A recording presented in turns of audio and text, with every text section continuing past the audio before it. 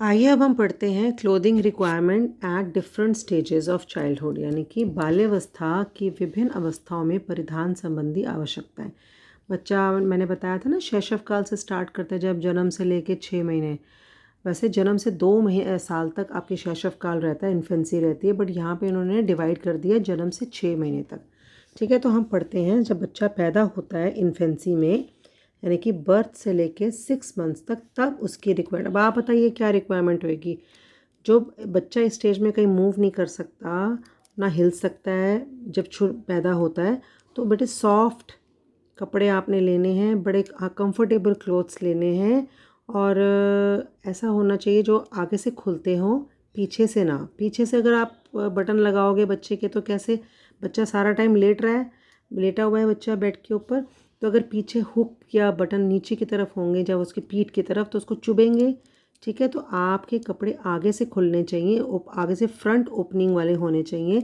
बहुत ज़्यादा खींचने वाले धागों से बचें, क्योंकि ये उलझ सकते हैं। और गला इतना खुला हो जैसे सिर के ऊपर से कपड़े को मतलब इतना खुला हो कि आप आराम से पहना सकिए उसको। अब मैं इसको पढ़ती हूँ। It is advisable to have plenty of garment that need to be check, क्योंकि बार बार सुसु करता है, बार बार दूध गिराता है। तो आपको क्या करना है कि उसके कपड़े ऐसे होने चाहिए, बिल्कुल सॉफ्ट और बार बार चेंज करने वाले। छोटे छोटे झबले बनाते हैं, ये देखो, ऐसे बहुत हल्के हल्के कपड़े। कोई आपको ज़्यादा एक्सपेंसिव क्लोथ्स लेने की नहीं लेने आपको। देखो, जो है कि आपको उसको आराम देना है, उसकी सफाई का ख्याल रखना है। और सारा दिन वो सोते हैं, बच्चे सुसु पॉटी करते हैं, बस ये उनका काम है। इसलिए आरामदायक हों, ऐसे कपड़े सिले जाएं जो, या चुने जाएं जो सामने की ओर से नीचे तक खुले हों, गला बड़ा खुला हो, जिससे कि सिर के ऊपर से कपड़े को ना पहनाना पड़े। आगे से बस आप बटन खोलिए और ऊपर से, मतलब पीछे से पहनाओ, सिर के ऊपर से जैसे हम लोग पहनते हैं वैसे ना पहनाना पड़े। ठीक है, बहुत धागे धोगे नहीं हो उसके अंदर, और क्योंकि उलझ सकता है। बांधने के लिए प्रयुक्त किए जाने वाले हुक बटन जो हैं ऐसे लगाए जाएं ताकि आसानी से पहुंचा जाए, और आप पीछे की तरफ नहीं हो, आगे की तरफ हो, बच्चे को चोट ना पहुंचाए। शारीरिक रूप से इस उम्र में शिशु की त्वचा बहुत ही नाजुक होती है और सेंसिटिव होती है, इसलिए बहुत ही सॉफ्ट, हल्के, और पहनने और उतारने में इजी आपको होना चाहिए। और बिल्कुल शरीर में फिट आने वाले कपड़े शिशु के लिए ठीक नहीं होते, क्योंकि इससे त्वचा पर उसको इरिटेशन हो सकती है। ठीक है, skin of the baby is very delicate and then thus it demands very soft, light in weight and simple to put on clothes. ठीक है, आगे चलते हैं। अभी इन्फेंसी पढ़ रहे हैं हम। उसके बाद होता है, ये देखो, ये आपने पता है ना, बच्चे डायपर्स पहनते हैं। डायपर्स जो होते हैं, ये बच्चे को क्या करते हैं कि आप fabrics, diapers are the first and essential requirements for infants. ये डायपर्स हैं, ये हैं आपके प्री शेप डायपर्स, जो मार्केट से बने बनाए मिलते हैं। नहीं तो बच्चे लोग क्या करते हैं, डायपर्स जो हैं they have to be soft and absorbent, मतलब सुसु जो बच्चा कर रहा है वो एब्जॉर्ब करने वाला, ईजिली वॉश्ड और क्विक ड्राइंग वाले होने चाहिए। It is quite common for families to make cotton diapers at home. बच्चे के मम्मी पापा जो होते हैं घर में खुद ही डायपर्स बना लेते हैं। और कई बार क्या होता है कि ओल्ड कॉटन शीट्स घर के अंदर होती हैं, ख़राब ऐसे पड़ी होती हैं, तो उसको भी वो क्या करते हैं, यूज़ कर देते हैं डायपर्स बनाने के लिए। जब आपको, लेकिन आपको ऐसा कर रहे हैं आप, तो ये ध्यान रखिए कि उनको अच्छी तरह वॉश करना है पहले, और उनको वेल स्टेरिलाइज करना है, उनको रोगाणु रहित बनाना है, विसंक्रमित बनाना है उनको, फिर डायपर की जगह यूज़ करना है। और आजकल बाज़ार में डायपर में गॉज के भी, और बर्ड्स आई डायपर्स होते हैं। बर्ड्स आई डायपर्स होते हैं, कपड़े के होते हैं, जो कि ऐसे आपको लूज़ मिल जाते हैं, कपड़े के जैसे स्क्वायर पीस है ऐसे मिल जाता है, उसको आप बच्चे के डायपर के रूप में यूज़ कर सकते हैं। वो गॉज लगी होती है बीच में, तो गॉज ये, और वो बड़ी अच्छी मुलायम वीव होती है, मतलब जो बुनाई होती है उसकी बड़ी सॉफ्ट, और बच्चे को तकलीफ़ नहीं देती। ये वाले डायपर्स आप, या और ये वाले जो डायपर्स हैं ये प्री शेप डायपर्स हैं। ठीक है, ये डायपर्स हैं प्री शेप्ड, पहले से तैयार हुए हुए होते हैं, कुछ नहीं करना, सिर्फ उठा के धागा बांधना है बच्चे को। तो ये बस ध्यान रखना है कि बच्चे के साइज़ के हिसाब से हो। अधिकांश स्थानों पर बनियान पहनी जाती है। मौसम और भौगोलिक स्थिति के आधार पर सूती ऊनी बनियान का चयन किया जाना चाहिए।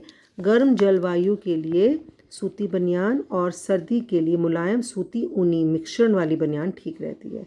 ठीक है, जहाँ पे वार्म क्लाइमेट है वहाँ पे कॉटन अंडरशर्ट इज़ ओके, और वूल एंड कॉटन ब्लेंड की है जहाँ पे कोल्ड है।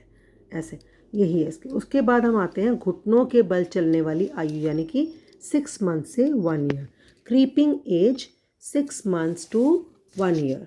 ठीक है, अब इसके अंदर क्या होता है, बच्चा क्रीप कर रहा है, बच्चा इंडिपेंडेंस दिखा रहा है और अपने आप को पुल करके खड़ा करके फर्नीचर के साथ खड़ा हो जाता है, चीज़ों की तरफ बढ़ने की कोशिश करता है, उनको पकड़ता है, बैठता है अपने आप।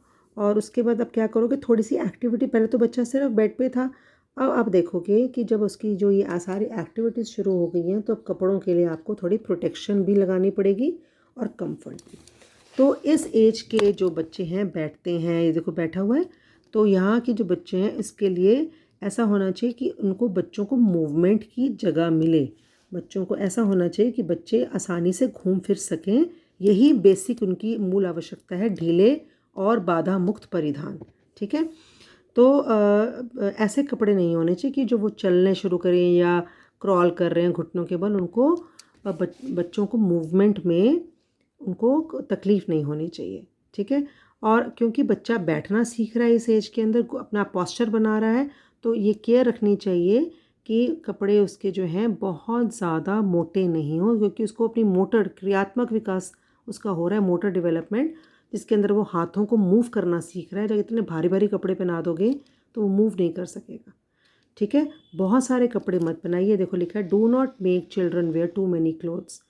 उतने होने चाहिए, सूटेबल फैब्रिक होना चाहिए, वन जो सॉफ्ट होना चाहिए, स्मूथ होना चाहिए और मिट्टी नहीं लगनी चाहिए उसके ऊपर। समझ आ रहा है बेटा?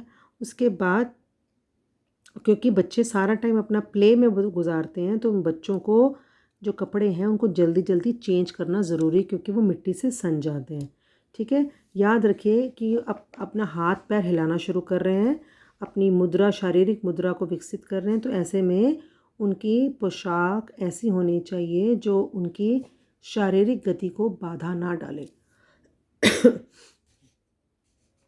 ठीक है, और ऐसे कपड़े हैं उनकी देख रेख करना भी आसान हो। बार बार तो कि मैंने बताया कपड़े बच्चे इधर उधर भागते हैं सारा दिन, मतलब नीचे चल रहे हैं तो मिट्टी है नीचे, तो आप उनके लिए सॉफ्ट कपड़े लेंगे, आप ऐसे कपड़े लेंगे जो आसानी से धुल जाए और ज़्यादा प्रेस करने की भी ज़रूरत ना पड़े। ये देखो इस एज के बच्चों के लिए ये रॉम्पर्स होते हैं, जो ऊपर से लेके नीचे तक एक ही कपड़ा होता है। रॉम्पर्स ले सकते हो, टॉप और निक्कर ले सकते हो, इस तरह के झबले हो सकते हैं। रॉम्पर्स वैसे बेस्ट रहते हैं इसके अंदर।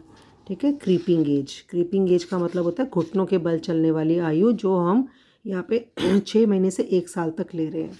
ठीक है, आगे चलते हैं। अब हम आते हैं टॉडलर की एज पे, यानी कि 1 से 2 ईयर्स। टॉडलर की एज का मतलब होता है, टॉडलर 1 से 2 वर्ष तक रहते हैं बच्चे। इसके अंदर क्या होता है, वेरी एक्टिव, सारा दिन जंप। टॉडलर का मतलब जो है जंपी वॉक, मतलब उसका बच्चा जो कूदते फांदते रहते हैं सारा दिन, कभी बाहर कभी अंदर, उनको फ्रीडम चाहिए। अब चलना शुरू हो गए हैं तो नई नई चीज़ें पकड़ते हैं उनको। अब क्या चाहिए आपको उनके लिए, अब आप उनको उनके लिए शूज़ देंगे।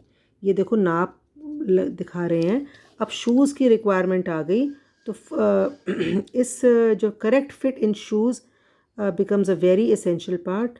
बच्चों की जो सॉक्स भी हैं, इस वक्त सॉक्स भी बच्चों को पहनाना है।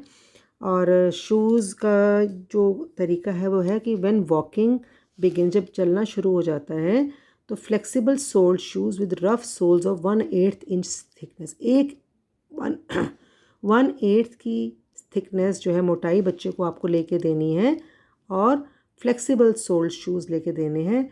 इनकी हील हो भी सकती, नहीं भी हो सकती, बिना हील के भी, और छोटी सी हल्की सी हील भी आप ले सकते हैं।